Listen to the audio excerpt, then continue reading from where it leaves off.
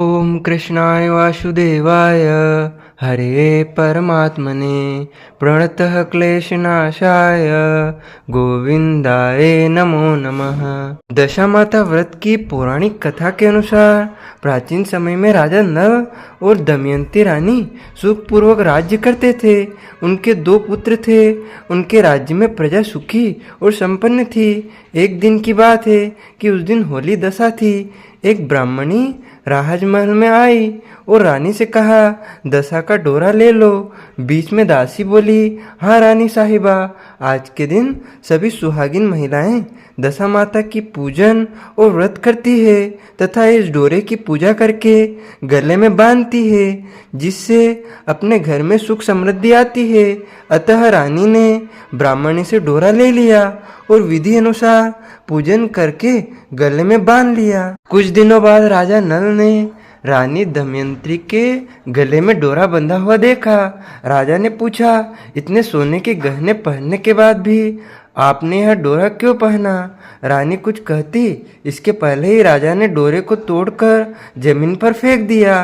रानी ने उस डोरे को जमीन से उठा लिया और राजा से कहा, यह तो दशा माता का डोरा था, आपने उनका अपमान करके अच्छा नहीं किया। जब रात्रि में राजा सो रहे थे तब दशा माता स्वप्न में बुढ़िया के रूप में आई और राजा से कहा, हे राजा, तेरी अच्छी दशा जा रही है और बुरी दशा आ रही है, तूने मेरा अपमान करने अच्छा नहीं किया।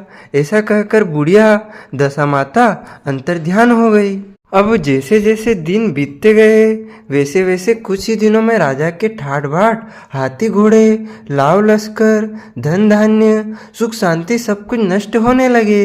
अब तो भूखे मरने का समय तक आ गया। एक दिन राजा ने दमयंती से कहा, तुम अपने दोनों बच्चों को लेकर अपने मायके चली जाओ। रानी ने कहा, मैं आपको छोड़कर कहीं नहीं जाऊंगी, जिस प्रकार आप रहेंगे उसी प्रकार मैं भी आपके साथ रहूंगी। तब राजा ने कहा, अपने देश को छोड़कर दूसरे देश में चले, वहाँ जो भी काम मिल जाएगा वही काम कर लेंगे। इस प्रकार नल दमयंती अपने देश को छोड़कर चल दिए। चलते चलते रास्ते में भील राजा का महल दिखाई दिया। वहाँ राजा ने अपने दोनों बच्चों को अमानत के तौर पर छोड़ दिया। आगे चले तो रास्ते में राजा के मित्र का गांव आया। राजा ने रानी से कहा, चलो हमारे मित्र के घर चले। मित्र के घर पहुंचने पर उनका खूब आदर सत्कार हुआ और पकवान बनाकर भोजन कराया। मित्र ने अपने शयन कक्ष में सुलाया। उसी कमरे में मोर की आकृति की खूंटी पर मित्र की पत्नी का हीरा जड़ा कीमती हार टंगा था। मध्य रात्रि में रानी की नींद खुली तो उन्होंने देखा कि वह बेजान खूंटी हार को निगल रही है। यह देखकर रानी ने तुरंत राजा को जगाया और दिखाया। दोनों ने विचार किया कि सुबह होने पर मित्र के पूछने पर क्या जवाब देंगे, अतः यहाँ से इसी समय चले जाना चाहिए। राजा रानी दोनों रात्रि को ही वहाँ से चल दिए। सुबह होने पर मित्र की पत्नी ने खूंटी पर अपना हार देखा। हार वहाँ नहीं था। तब उसने अपने पति से कहा, तुम्हारे मित्र कैसे हैं जो मेरा हार चुरा कर रात्रि में ही भाग गए हैं? मित्र ने अपनी पत्नी को समझाया कि मेरा मित्र कदापि ऐसा नहीं कर सकता, धीरज रखो, कृपया उसे चोर मत कहो। आगे चलने पर राजा नल की बहन का गांव आया। राजा ने बहन के घर खबर पहुंचाई कि तुम्हारे भाई भौजाई आए हुए हैं। खबर देने वाले से बहन ने पूछा, उनके हालचाल कैसे हैं? वह बोला, दोनों अकेले हैं, पैदल ही आए हैं तथा वे दुखी हाल में हैं। इतनी बात सुनकर बहन थाली में कांदा रोटी रखकर भैया भाभी से मिलने आई। राजा ने तो अपने हिस्से का खा लिया, परंतु रानी ने जमीन में गाड़ दिया। चलते चलते एक बीच में नदी पड़ी।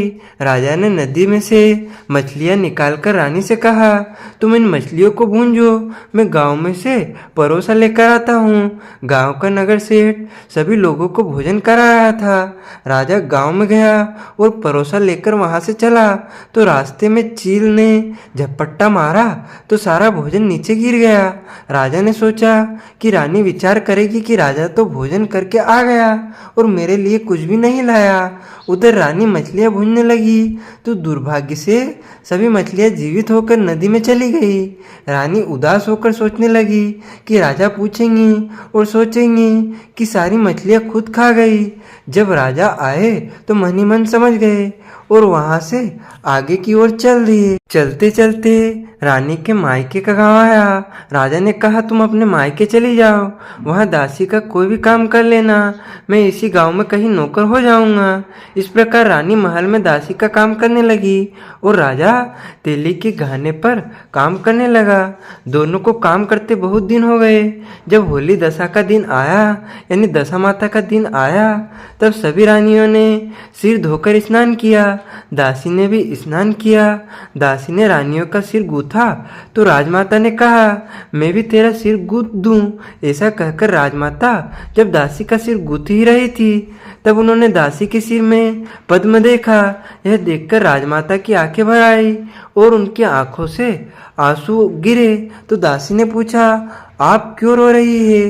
राजमाता ने कहा, तेरे जैसी मेरी भी बेटी है जिसके सिर में भी पद्म था, तेरे सिर में भी पद्म है। यह देखकर मुझे उसकी याद आ गई। तब दासी ने कहा, मैं ही आपकी बेटी हूँ। दशा माता के कोप से मेरे बुरे दिन चल रहे हैं, इसलिए यहाँ चली आई। माता ने कहा, बेटी तूने यह बात हमसे क्यों छिपाई? दासी ने कहा, माँ मैं सब कुछ बता देती तो मेरे बुरे दिन नहीं कटते। आज मैं दशा माता का व्रत करूंगी तथा उनसे गलती की क्षमा याचना करूंगी। अब तो राजमाता ने बेटी से पूछा, हमारे जमाई राजा कहाँ हैं? बेटी बोली, वे इसी गांव में किसी तेली के घर काम कर रहे हैं।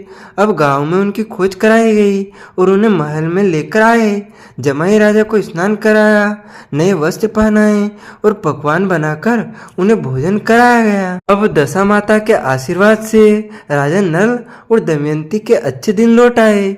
कुछ दिन वहीं बिताने के बाद अपने राज्य जाने को कहा। दमयंती के पिता ने खूब सारा धन, लाव लश्कर आदि बहुत कुछ दिए, हाथी घोड़े आदि देकर बेटी जमाई को विदा किया।